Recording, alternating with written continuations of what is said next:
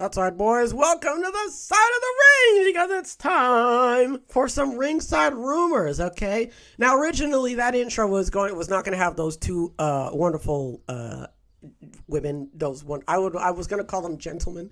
Anyway, it was going to be like some sultry lips, and I didn't mean for them to be sultry, but I looked at it just before not today, but the point is, it looked a little bit too sultry, and I was like, all right, we're not trying to like. We're not trying to creep anybody out, okay? That's why I wanted to do the old ladies. I love them, by the way. They're absolutely fantastic.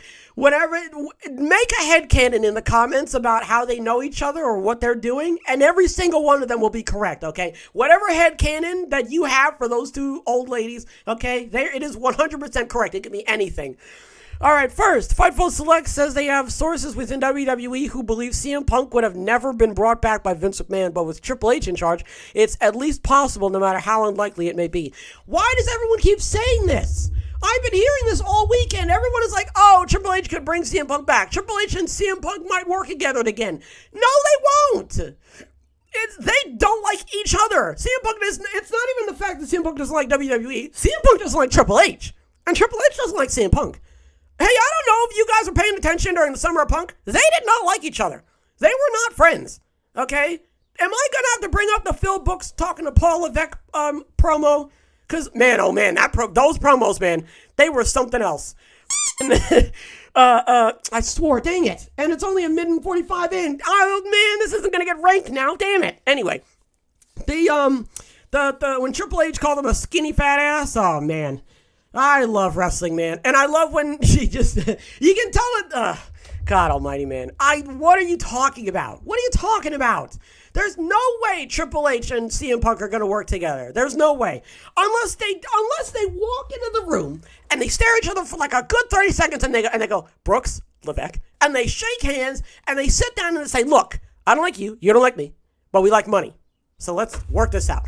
Unless they do that, I do not see them working together at all. I don't know where everybody is getting this from, right? As though they're going to be working together, as though like they're going to rejoice hand in hand, sing songs and whatnot. That is not going to happen. They are not going to work together. And I can't wait to be wrong, because now listen, okay? That'll shut me right up, and I'll be happy about that. Here we go. All right. Next, Ringside News claims WWE originally planned to return to Saudi Arabia in February, but have now moved that to May. Ooh, I don't know what that could have been for. Who knows? In this past week's Wrestling Observer newsletter, Dave Meltzer wrote that there was originally an expectation within WWE that Chris Jericho would return for one last run in a Hall of Fame induction when his AEW deal expired. That's up to Jericho. Now, see, that's different because you see how well it pays to not burn bridges? Just gonna throw that out there. And it's great when you don't treat your actual, like, managers and employees and what have you like Garbaggio.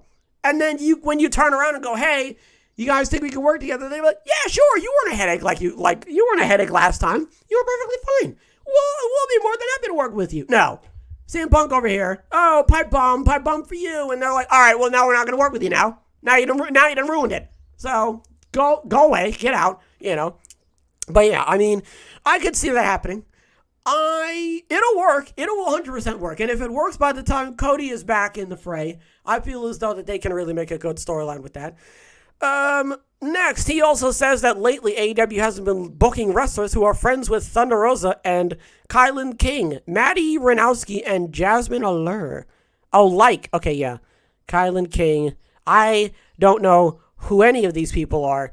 I feel like I know who Jasmine Allure is, but I don't actually know. I don't know why they're not booking Thunder Rosa's friends. Listen, okay, I don't know why they're not booking her friends. What does that say about Thunder? What does that say about her friends? Hold on. What does that say about her friends? I don't know how to feel about this. I don't know. You know what this is making me do? This is making me think about anything that I could have potentially said against Thunder Rosa's character.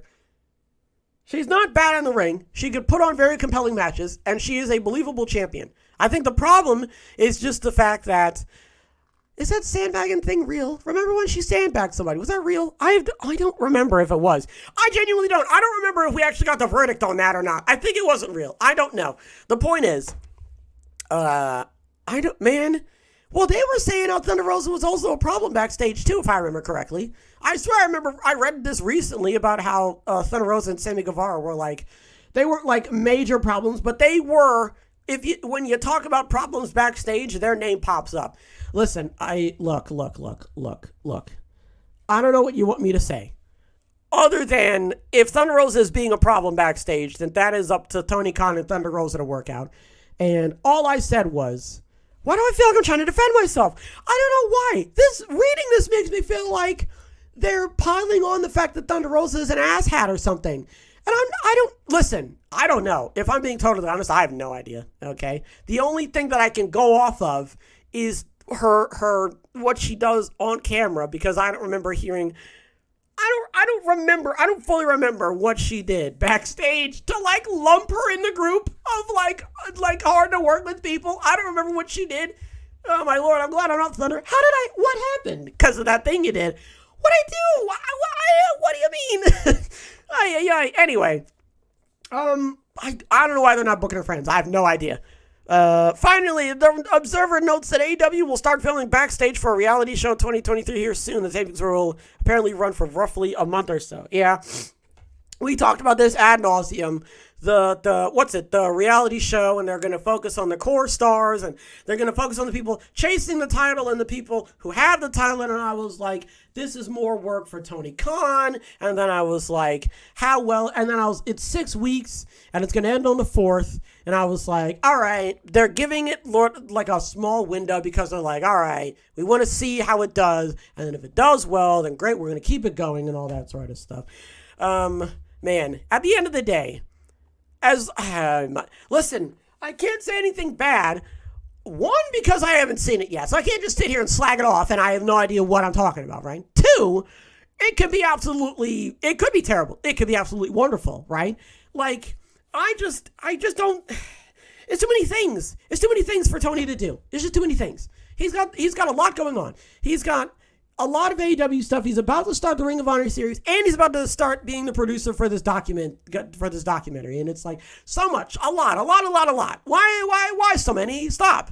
And I just feel like if you're dipping all of your fingers, limbs, I don't know, in all these cups, if you're spinning all these plates, you're going to drop one. You're going to focus on one more than the other. Like, one of them is going to start weeble wobbling while you're trying to balance the rest. And I don't want either. I don't want any of that to happen. It's bad enough that you're already, I don't want to say struggling, but you have enough on your plate as it is. You're spinning enough plates as we're talking about this. So you're adding like two more? How is that helping anybody? Like, what is that doing?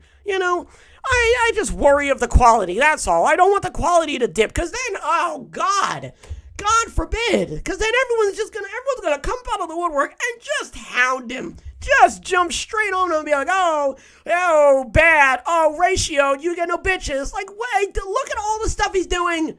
You should be focusing more on that, to be fairly honest with you. And barely anyone's going to focus. They're going to be like, oh, and then everyone's going to be like, oh, everyone's like, oh, fed better. Like, oh, Jesus, man. Can we look past 2 feet in front of us, please? Can we rise above the mist if it's possible? For the love of Lord, man. What do we talk about? Fightful Select says they have sources in WWE. CM Punk is not working with Triple H. He's not. All right? Say whatever you want about me. CM Punk is not working with Triple H. Saudi Arabia was planned to be in February, but it has now been moved to May. I don't know what the pay-per-view is going to be, so there's not really much I can say about that. But we know that it was in February, and now it's not. Wrestling Observer Newsletters, Dave Meltzer wrote that there was original expectation for Chris Jericho to return for one run and also be into the Hall of Fame. That sounds like something that could potentially happen, and if it does, I'm excited to see where it goes. He also says that AEW has been booking wrestlers who are friends with Thunder Rosa. I don't know why. That doesn't really make a whole lot of sense. I'm thinking of it like, they're punishing her because she's bad. It's like, okay, well, what has she done? And it's like, oh, well, she did all this stuff backstage. Like, okay, but that was like months ago? I feel like punishing her now for that is kind of weird, And the Observer notes that AEW will start filming backstage a reality show. We know all about that. Look. Okay, they're doing it anyway. There's not really much else I can say. Well, I'm not Dave Meltzer and say, don't do that. There's not much I can say. I just don't want any of the quality for all the other stuff to dip, because then it's just, then we're not going to hear the end of it. I'm telling you. I'm trying to tell you, man. As soon as one of the quality dips for one of the shows, Everyone's just gonna be like, oh, that's it. Oh, Tony Khan, he's losing to WWE. Tony Khan, bad. It's stinky. It's like, it's not stinky. Well, he is. But, yeah, man. We're just gonna have to wait and see. We're gonna have to wait and see. That's gonna do it for this episode. I really hope you guys enjoyed this episode because I certainly enjoyed making it. And I'll definitely catch you guys in the next one.